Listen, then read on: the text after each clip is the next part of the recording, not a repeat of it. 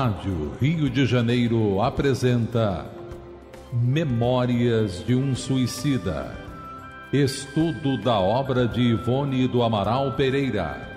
Viver é a única opção. Valorize a vida. Apresentação Berenice Lima. Olá, que bom estudar esse livro, que bom ter a doutrina espírita para trazer para nós a esperança, a consolação, essa visão de futuro e entendermos todos os nossos processos. Então, está desanimado? Está triste? Está em depressão? Olha, levanta, sacode a poeira e dá a volta por cima. Busca ajuda. A rádio está aqui 24 horas no ar. A rádio, ela gera conteúdo, conhecimento, fluidos e nos liga aos nossos guias, porque a nossa mente vai sendo fascinada, limpa, né? Com tanto conteúdo de boa qualidade, e acaba que a gente vai se ligando aos nossos amigos espirituais. Então, nesse momento aqui no livro, o Camilo está apresentando as pessoas. E agora ele vai apresentar mais um, né?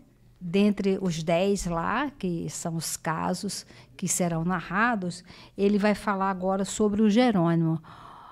Vamos perceber a maneira que ele apresenta o Jerônimo, até mesmo para a gente fazer uma reflexão e pensar como alguém pode nos apresentar.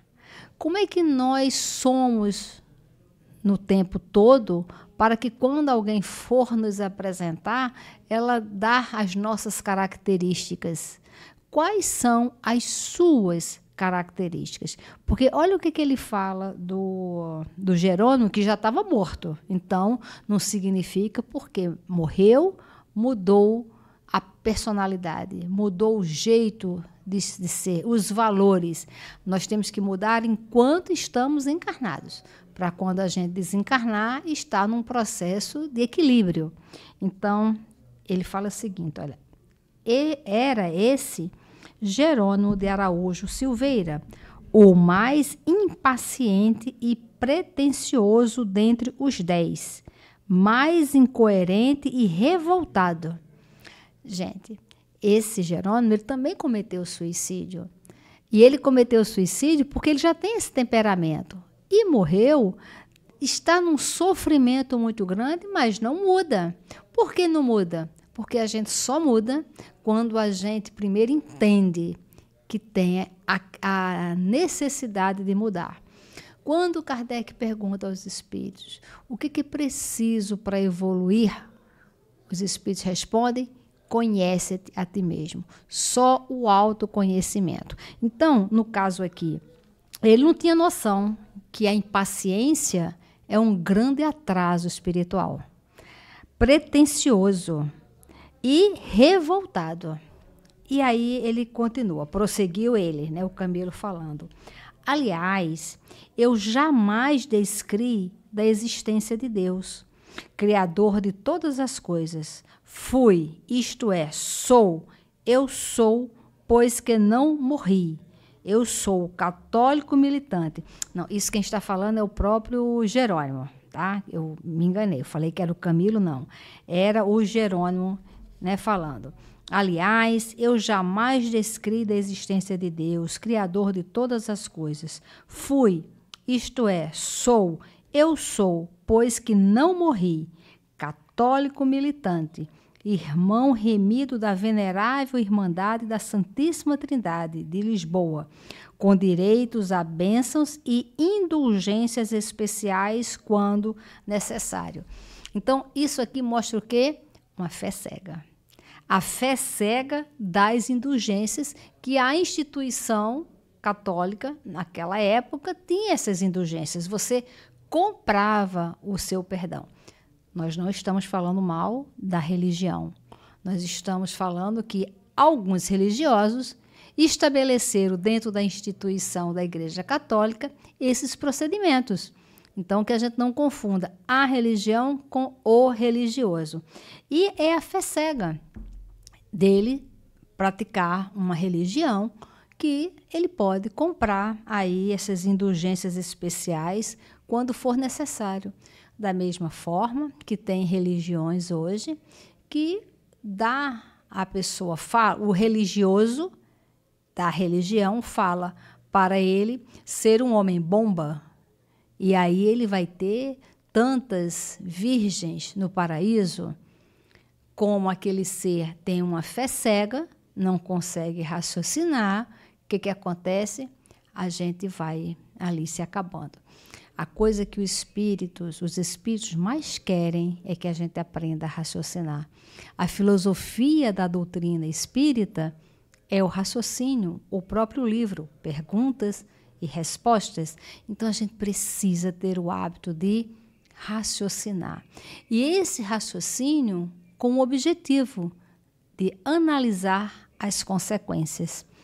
Outro dia, na reunião mediúnica, que é a reunião onde nós ali, os espíritos trazem, os espíritos, às vezes obsessores, sofredores, que estão acompanhando determinadas famílias.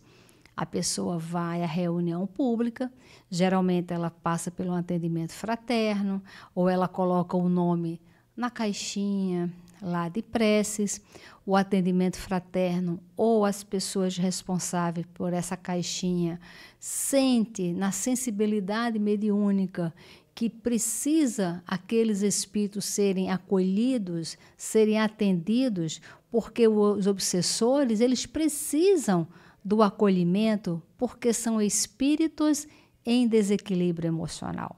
Eles precisam de ajuda.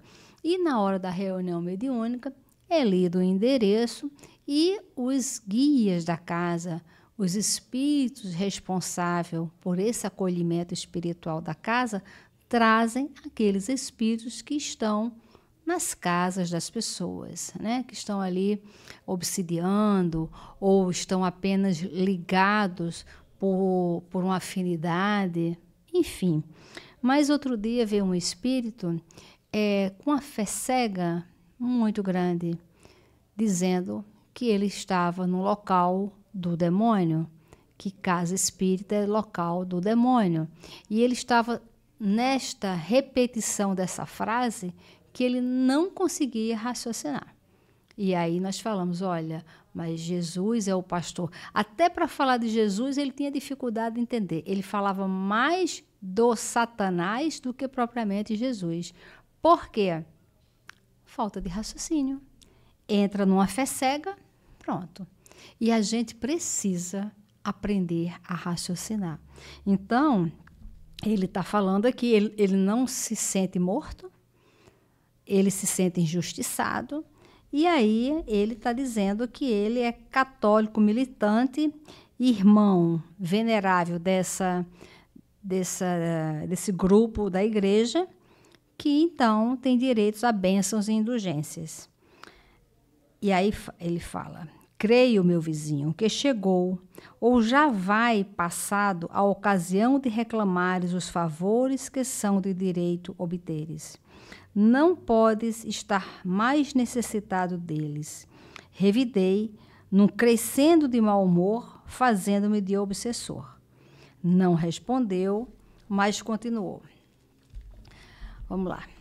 Fui, porém, muito impaciente e nervoso desde a juventude. Então, ele vai fazer uma análise da vida dele. Não é melhor a gente fazer essa análise agora, que dá tempo a gente mudar, do que sermos obrigados a fazer essa análise no mundo espiritual e olhar para trás e ver o tempo que nós perdemos na nossa caminhada?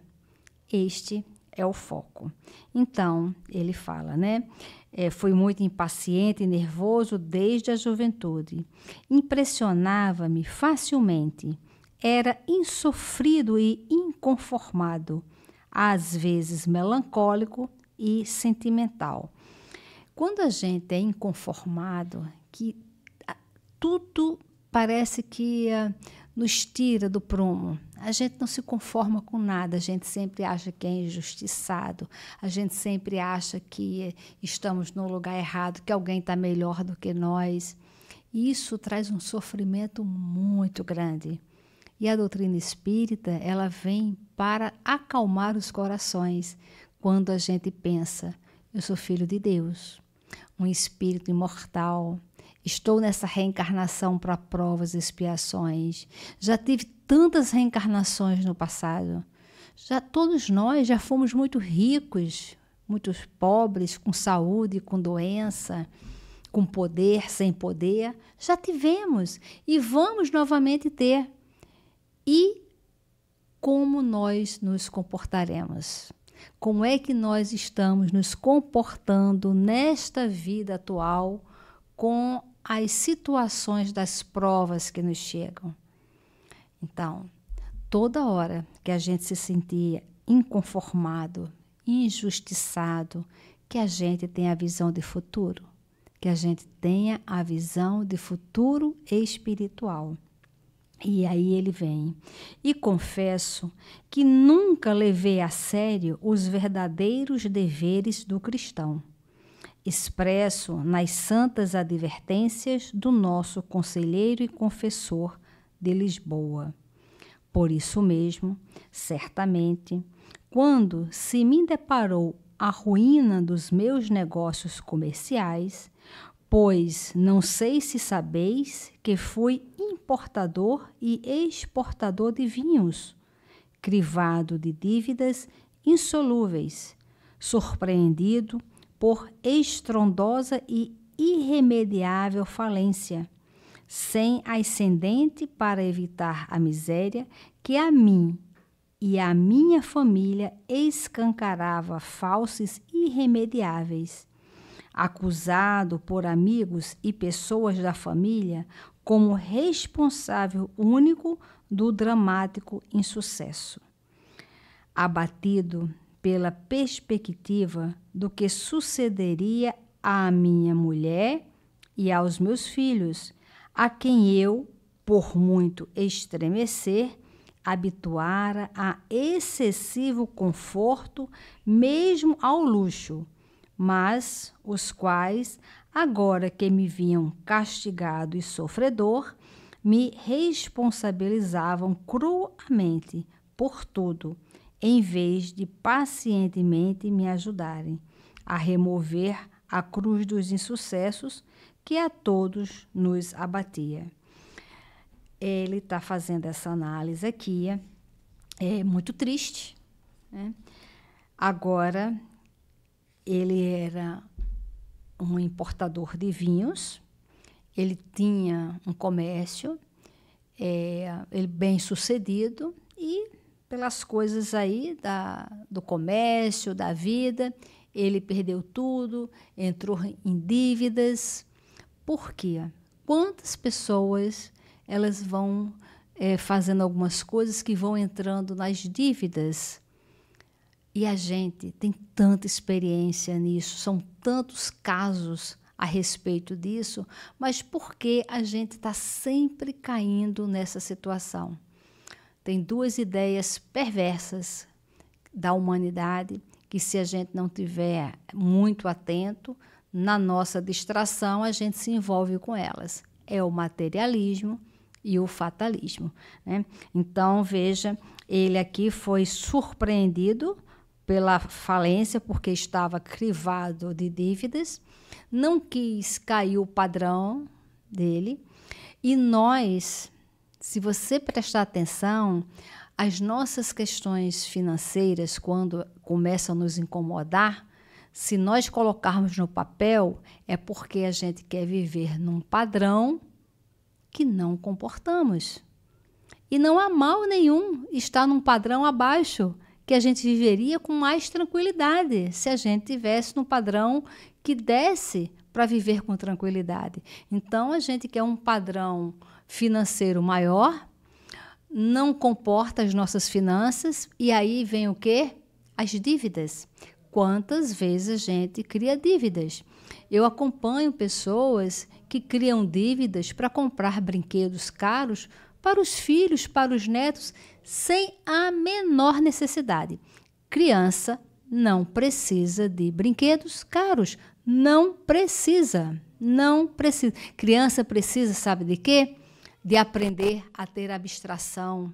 Ao invés de comprar um presente para a criança, conte uma história todos os dias, porque estar presente, contando uma história, está estimulando a mente da criança, a distração, a criação mental, a resolver as questões. Criança com brinquedos eletrônicos, com celulares, devia ter uma lei proibindo isso.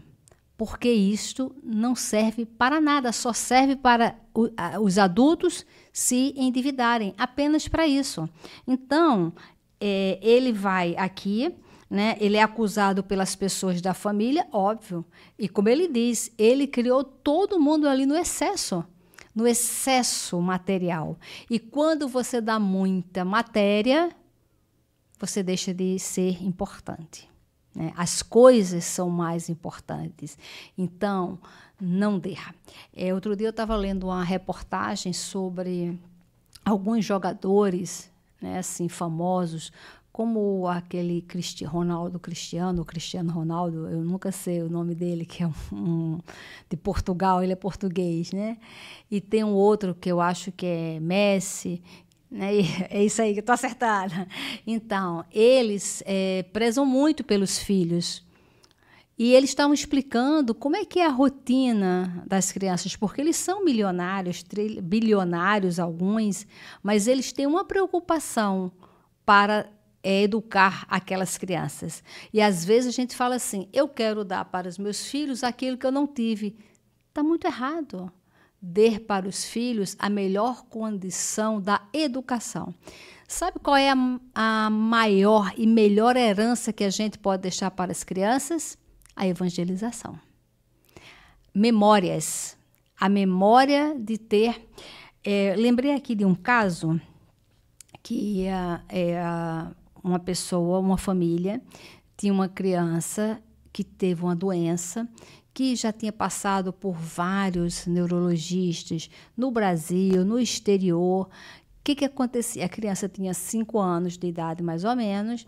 Ela dormia, saía em desdobramento, porque o corpo está ali dormindo, né? E depois essa criança não acordava. Levava dias para acordar, e em alguns casos ela ficava com aspecto realmente assim de cadáver.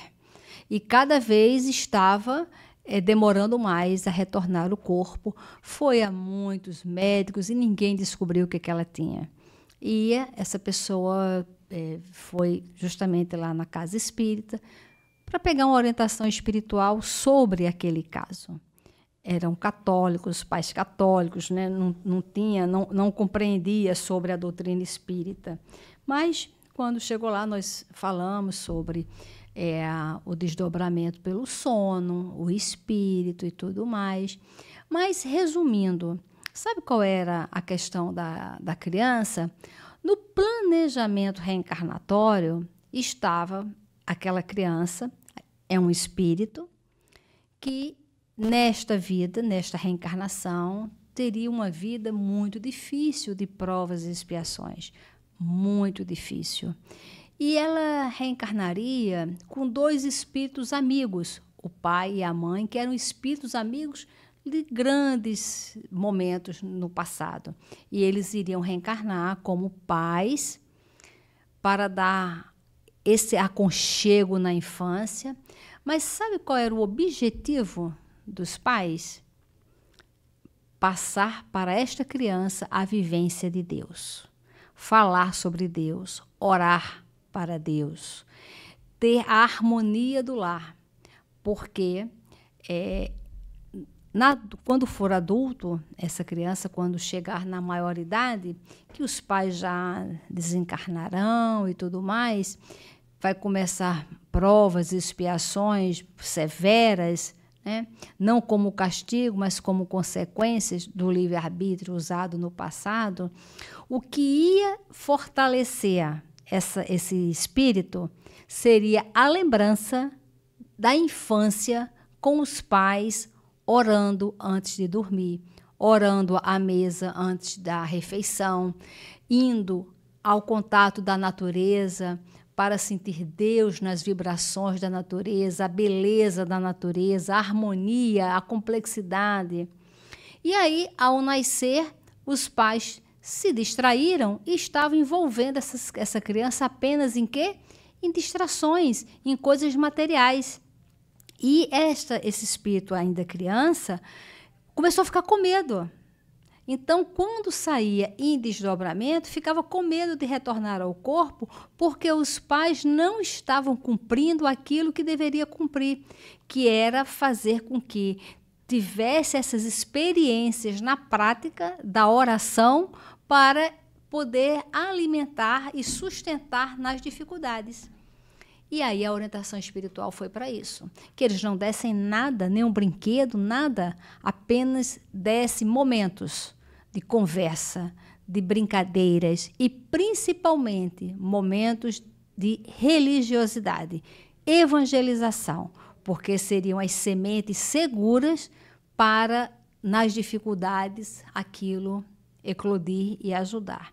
Então, nós não reencarnamos para passear. Não reencarnamos com passaporte para diversão. É carteira de trabalho, é para a gente trabalhar por nós, pelos que estão à nossa volta.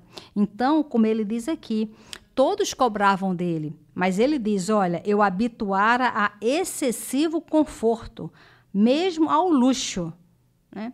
E agora que foi cortado o luxo, o que acontece? Responsabilizavam cruamente por tudo, em vez de ajudarem. Quando a gente dá alguma coisa, muito provavelmente nós estamos prejudicando, muito provavelmente. Veja que Jesus não dava nada.